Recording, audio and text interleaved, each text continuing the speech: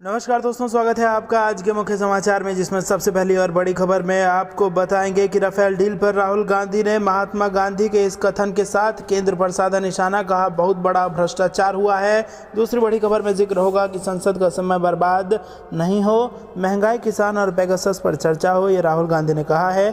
और तीसरी बड़ी खबर में जिक्र होगा कि बिहार में जाति जनगणना पर दबाव बनाने के लिए मुख्यमंत्री से मिलेंगे तेजस्वी यादव। दोस्तों, हर एक खबर की गहराई में आपको ले जाएंगे, लेकिन उससे पहले आप हमें कमेंट में बताइए कि जाति जनगणना होना चाहिए या नहीं, हाँ या ना में अपनी राय बताइए दोस्तों। और इस वीडियो को लाइक करके कमेंट में जय हिंद लिखिए दोस्तों। रुक करते हैं तमाम बड़ी खबरों की तरफ। राफेल डील पर राहुल ने महात्मा गांधी के इस कथन के साथ केंद्र पर साधा फिर निशाना, कहा बहुत बड़ा हुआ भ्रष्टाचार। जी हां दोस्तों, फ्रांस के साथ अत्याधुनिक लड़ाकू विमान राफेल डील पर कांग्रेस नेता राहुल गांधी लगातार हमला बोलते आए हैं। उन्होंने बुधवार को एक बार फिर से सवाल उठाते हुए इसमें बड़ा भ्रष्टाचार होने का आरोप लगाया। राहुल गांधी ने ट्वीट करते हुए कहा, राफेल सौदे में काफी बड़ा भ्रष्टाचार हुआ है। उन्होंने इसके साथ ही एक महात्मा गांधी की उक्ति को भी ट्वीट किया है। इसमें लिखा है, यदि आप सही हैं और आप इसे जानते हैं तो अपने मन की बात कहें, भले ही आप अल्पमत में हो, फिर भी सत्य ही सत्य है। महात्मा गांधी। इधर रक्षा राज्य मंत्री अजय भट्ट ने बुधवार को कहा कि भारत को दसौं एविएशन से अब तक 26 राफेल विमान मिल चुके हैं। राफेल सौदे के तहत भारत को कुल 36 लड़ाकू विमानों की आपूर्ति होनी है। भट्ट ने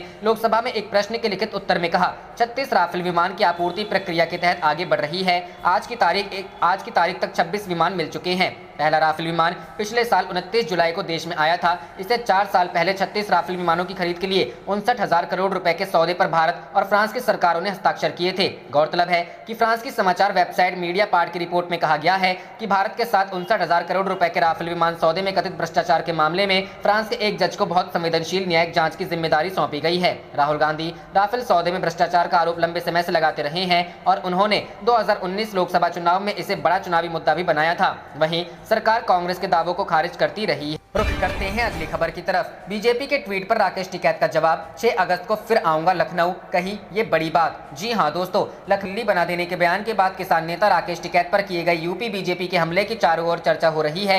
यूपी बीजेपी ने राकेश टिकैत पर बनाए गए कार्टून के जरिए बताया कि यूपी को दिल्ली ना समझे किसान नेता, यहाँ योगी जी की सरकार है जो कड़े फैसले लेती है और उन फैसलों का पोस्टर भी प्रदेश में लगवाती है। यूपी बीजेपी के इस ट्वीट पर किसान नेता राकेश टिकैत ने न्यूज 18 से विस्तार से बात की है। उन्होंने कहा कि बीजेपी के पास एक बड़ा फंड है एड और विज्ञापन का। उनके लोग बैठे हुए हैं ऑफिस में, जो लोग ट्वीट कर रहे हैं उनको धरातल की जानकारी है नहीं। वे ट्वीट इस पर भी कर दे कि कितनी खरीद गेहूं की यहाँ हुई, वे ट्वीट गन्ने पर भी कर दे कि भुगतान हुआ कि नहीं हुआ। इस पर भी कर दे कि मायावती ने ज्यादा रेट बढ़ाए या अखिलेश ने बढ़ाए या योगी ने बढ़ाए, तो हमें भी लगेगा कि ये संज्ञान ले रहे हैं। आलू का क्या हाल है, किसान यहाँ आत्महत्या कर रहा है, इस पर भी ट्वीट कर दे। हम तो लखनऊ आएंगे ही, सरकार बात नहीं सुनेगी तो आंदोलन होगा, लखनऊ में मीटिंग करेंगे, ये नहीं आने देंगे तो हम सड़क पर बैठ जाएंगे। कार्टून में लिखे बक्कल तार दिया करे और पोस्टर भी लगवा दिया करे। पर राकेश टिकैत ने कहा कि ये तो शब्द को भी चुराते हैं। मैं 6 अगस्त को फिर से लखनऊ आऊंगा, मैंने कार्टून देखा है। किसान के साथ में यदि ये ऐसा करेंगे तो किसान इनका क्या करेगा। सबकी अपनी सोच होती है कि वो क्या करेगा। ये कंपनी राज है, बीजेपी की सरकार नहीं है। यदि बीजेपी की सरकार होती तो जरूर बात करती। दिल्ली में जो आंदोलन हुआ, क्या उससे बड़ी तैयारी लखनऊ के लिए करनी होगी। इस सवाल के जवाब में राकेश टिकैत ने कहा कि हमारी 5 सितंबर को मुजफ्फरनगर में एक पंचायत है, आगे की रणनीति हम उसी में तय करेंगे। हमने सरकार को लिखा है कि भाई गन्ने के रेट बढ़ाओ, भुगतान कराओ। क्या 5 साल में भी रेट नहीं बढ़ेगा? महंगाई नहीं बढ़ी क्या? कोई डिमांड करना अपराध है क्या? सरकार विरोध करना ही उनको लगता है कि जैसे राष्ट्र का विरोध हो। क्या आप भी ट्विटर पर जवाब देंगे? इस सवाल के जवाब में टिकैत ने कहा कि दे देंगे। क्या जवाब देना है ये अभी बात कर लेंगे। बता दें कि मंगलवार को लखनऊ में पत्रकारों से बात करते हुए राकेश टिकैत ने कहा था कि लखनऊ को भी दिल्ली की तरह सील करेंगे। उनके इस बयान के बाद यूपी बीजेपी ने एक कार्टून के जरिए कड़ा ट्वीट किया है। रुख करते हैं अगली खबर की तरफ। पुलिस कमिश्नर राकेश अस्थाना की नियुक्ति के खिलाफ दिल्ली विधानसभा में प्रस्ताव पारित। जी हां दोस्तों, दिल्ली पुलिस के कमिश्नर पद पर आईपीएस राकेश अस्थाना की नियुक्ति के खिलाफ दिल्ली विधानसभा ने प्रस्ताव को मंजूरी दी है। इसमें गृह मंत्रालय से अस्थाना की नियुक्ति वापस लेने की मांग की गई है। दिल्ली के गृह मंत्री और आप नेता सत्येंद्र जैन ने विधानसभा में कहा कि बीजेपी कहना चाहती है कि मोदी सरकार ने अभी तक जितने भी कमिश्नर लगाए सब नकारा निकम्मे थे और 7 साल में पहली बार अच्छा ऑफिसर लाए हैं। उन्होंने कहा कि सुप्रीम कोर्ट का फैसला है कि डीजी लेवल की नियुक्ति में 6 महीने का कार्यकाल बचा होना चाहिए। राकेश अस्थाना का 4 दिन का कार्यकाल बचा था। बता दें कि राकेश अस्थाना की नियुक्ति को खारिज करने को लेकर विधायक संजीव झा ने प्रस्ताव दिल्ली विधानसभा में पेश किया था। बुराड़ी से विधायक संजीव झा ने कहा कि आज गुजरात कैडर के व्यक्ति को देश की राजधानी की पुलिस का हेड बनाया जा रहा है। इनको दिल्ली में हो रहे अपराध की चिंता नहीं है। अगर होती तो एजीएमयूटी कैडर से नियुक्ति की जाती। क्या इस कैडर में सक्षम ऑफिसर नहीं है? इस प्रस्ताव पर चर्चा के दौरान बीजेपी के विधायकों ने जमकर हंगामा किया। इसके बाद बीजेपी विधायक ओपी शर्मा को पूरे दिन के लिए सदन से निष्कासित कर दिया गया। भारतीय पुलिस सेवा के गुजरात कैडर के वरिष्ठ अधिकारी राकेश अस्थाना ने बुधवार को दिल्ली के पुलिस आयुक्त का पदभार संभाला था। इससे एक दिन पहले मंगलवार को गृह मंत्रालय ने आदेश जारी कर कहा था कि अस्थाना तत्काल प्रभाव से दिल्ली पुलिस आयुक्त का कार्यभार संभालेंगे। वह सीमा सुरक्षा बल के महानिदेशक के रूप में कार्यरत थे। अस्थाना की नियुक्ति 31 जुलाई को उनकी सेवानिवृत्ति से कुछ दिन पहले हुई। कार्यकाल 1 साल का होगा। इस तरह के बहुत कम उदाहरण हैं जब अरुणाचल प्रदेश, गोवा, मिजोरम और केंद्र शासित प्रदेश कैडर से बाहर के किसी आईपीएस अधिकारी को दिल्ली पुलिस के प्रमुख के रूप में नियुक्त किया गया। रुख करते हैं अगली खबर की तरफ। बिहार में जाति जनगणना पर दबाव बनाने के लिए मुख्यमंत्री से मिलेंगे तेजस्वी यादव। जी हां दोस्तों, बिहार विधानसभा में विपक्ष के नेता तेजस्वी यादव जल्द ही बिहार में जाति आधारित जनगणना पर चर्चा के लिए मुख्यमंत्री नीतीश कुमार से मुलाकात करेंगे। तेजस्वी का यह रुख केंद्र सरकार की ओर से देश में इसकी संभावना से इनकार करने के मद्देनजर आया है। तेजस्वी यादव ने कहा कि नीतीश कुमार ने भी देश में जाति आधारित जनगणना की वकालत की है। उन्होंने कहा कि विपक्षी पार्टी के नेता उनसे प्रधानमंत्री नरेंद्र मोदी के सामने अपने विचार रखने को कहेंगे। तेजस्वी ने कहा, बिहार में सभी विपक्षी दल जाति आधारित जनगणना के साथ है, इसलिए हम मुख्यमंत्री के सामने अपनी बात रखेंगे और उनसे इस मुद्दे पर नरेंद्र मोदी से मिलने के लिए सत्तारूढ़ और विपक्षी नेताओं का एक प्रतिनिधिमंडल बनाने के लिए कहेंगे। उन्होंने कहा, जैसा कि केंद्र सरकार पहले ही देश में जाति आधारित जनगणना शुरू करने से इनकार कर चुकी है और हमें समय नहीं दे सकती है, ऐसे में नीतीश कुमार को राज्य सरकार की कीमत पर बिहार में इसकी शुरुआत करनी चाहिए। कर्नाटक सरकार ने किया वही, अपने ही राज्य में केंद्र सरकार के इनकार के बाद नीतीश कुमार सरकार भी ऐसा कर सकती है। तेजस्वी ने कहा कि देश में 70% हिंदू आबादी पिछड़ी जातियों से है, फिर केंद्र इसकी अनदेखी क्यों कर रहा है, समझ में नहीं आता। तेजस्वी ने बिहार विधानसभा में भी इस मुद्दे को उठाया और स्पीकर से प्रश्नकाल में चर्चा करने का अनुरोध किया। हालांकि स्पीकर विजय सिन्हा ने उन्हें ऐसा करने से मना कर दिया। उन्होंने तेजस्वी यादव से दिन में बाद में इस मामले पर चर्चा करने को कहा।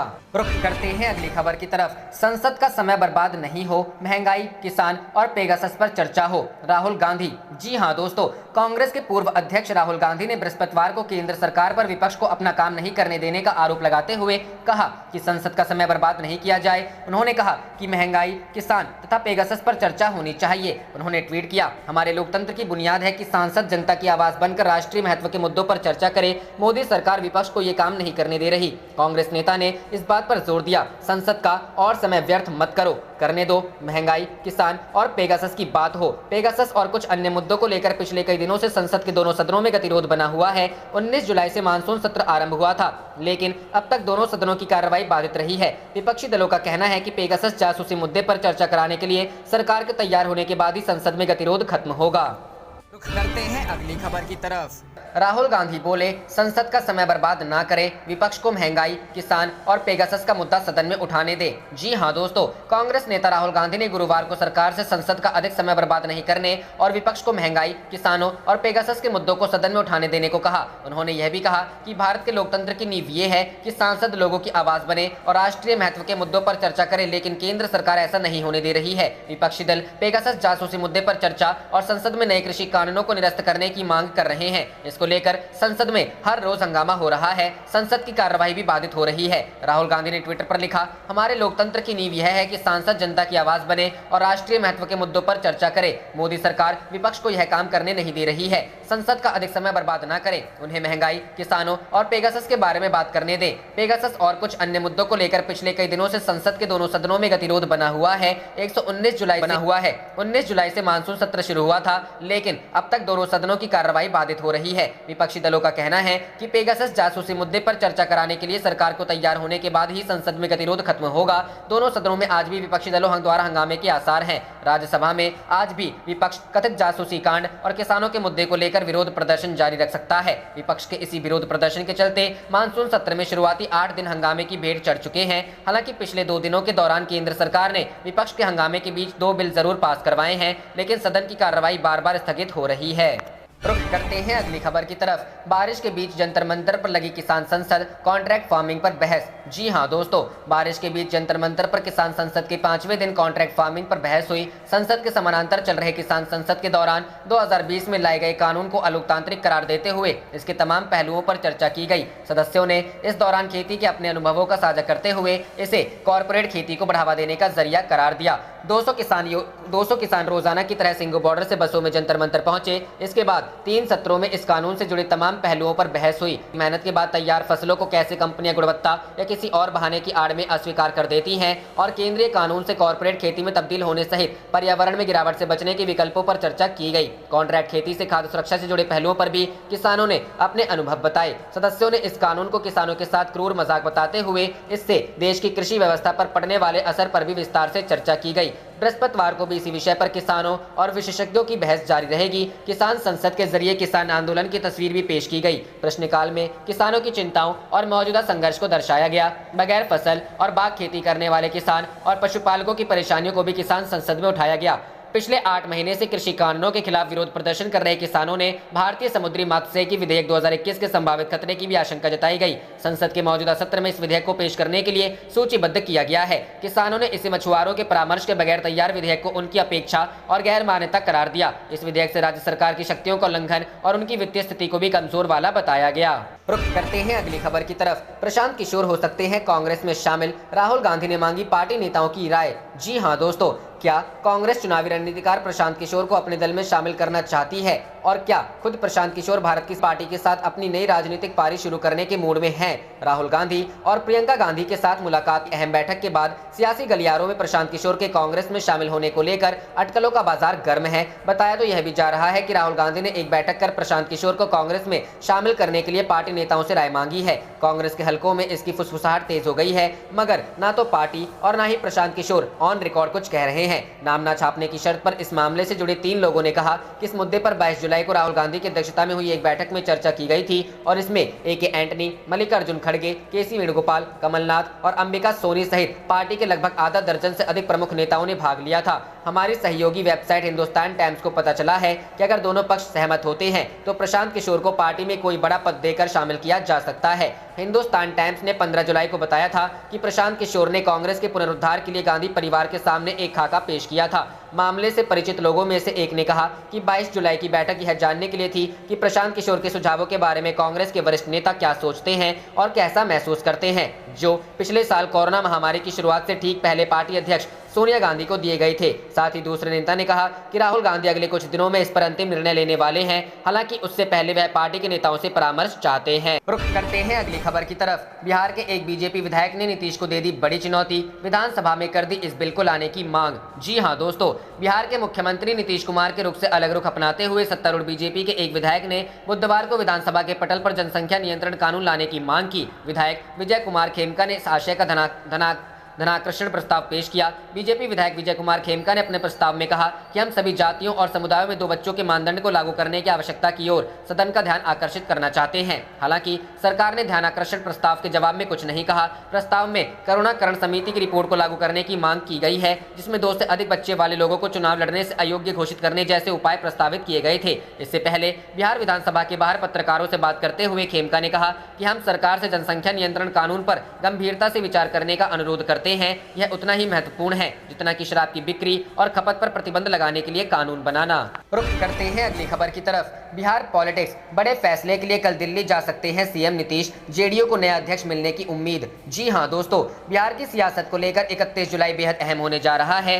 सीएम नीतीश कुमार की पार्टी जनता दल यूनाइटेड की राष्ट्रीय कार्य समिति की इसी दिन मीटिंग होने वाली है। इसमें पार्टी कुछ बड़ा फैसला ले सकती है। इस मीटिंग में मुख्यमंत्री नीतीश कुमार के अलावा पार्टी के राष्ट्रीय अध्यक्ष एवं केंद्रीय इस्पात मंत्री आरसीपी सिंह और पार्टी सभी सांसद एवं कार्य समिति के सभी सदस्य शामिल होंगे। सूत्रों से मिली जानकारी के अनुसार सीएम नीतीश इस बैठक में शामिल होने के लिए 30 जुलाई यानी शुक्रवार को दिल्ली रवाना होंगे। दरअसल यह बैठक इसलिए अहम मानी जा रही है क्योंकि आरसीपी सिंह के केंद्रीय मंत्रिमंडल में शामिल होने के बाद जेडीयू में नए अध्यक्ष चुने जाने की चर्चा है। एक व्यक्ति एक पद के सिद्धांत के तहत खुद आरसीपी सिंह ने हाल ही में कहा था कि पार्टी जब कहेगी वह राष्ट्रीय अध्यक्ष का पद छोड़ने के लिए तैयार है। हालांकि इसके साथ उन्होंने यह भी जोड़ा कि वह केंद्रीय मंत्री रहते हुए भी पार्टी अध्यक्ष के अपने दायित्वों का निर्वहन करने में पीछे नहीं हटेंगे। सियासी गलियारों से जो खबरें अचन कर आ रही है। उसके अनुसार ऐसी संभावना जताई जा रही है कि पार्टी नए चेहरे को अध्यक्ष पद की जिम्मेदारी दे सकती है। पार्टी की ओर से अब तक ऐसी किसी संभावना को ना तो स्वीकार और ना ही इनकार किया गया है, लेकिन अध्यक्ष बदलने की कवायद की जाती है तो इसमें उपेंद्र कुशवाहा और मुंगेर से सांसद लल्लन सिंह के नाम की सबसे अधिक चर्चा है। हालांकि यह भी कहा जा रहा है कि सीएम नीतीश एक बार फिर जेडीयू की कमान अपने हाथ में ले सकते हैं, पर पार्टी की ओर से अभी तक इस बाबत कोई जानकारी नहीं दी गई है आगे क्या होने वाला है। बता दें कि कुछ महीने पहले ही सीएम नीतीश ने आरसीपी सिंह को राष्ट्रीय अध्यक्ष की जिम्मेदारी सौंपी थी। रुख करते हैं अगली खबर की तरफ। संजय सिंह ने बीजेपी पर साधा निशाना, कहा किसान अन्नदाता हैं, उनके प्रति वफादारी दिखाई भाजपा। जी हां दोस्तों, आम आदमी पार्टी के राज्यसभा सदस्य और पार्टी की उत्तर प्रदेश इकाई के प्रभारी संजय सिंह ने किसानों को मवाली कहे जाने पर बीजेपी पर निशाना साधते हुए कहा है कि किसान अन्नदाता हैं और सत्तारूढ़ दल को उनके प्रति वफादारी दिखानी चाहिए। सिंह ने सोमवार को बलिया के रातनगरा क्षेत्र में आपके पिछड़ा वर्ग हिस्सेदारी सम्मेलन कार्यक्रम से इतर संवाददाताओं से बातचीत में कहा। आप देख रहे थे आपका अपना चैनल जय हिंद जय भारत।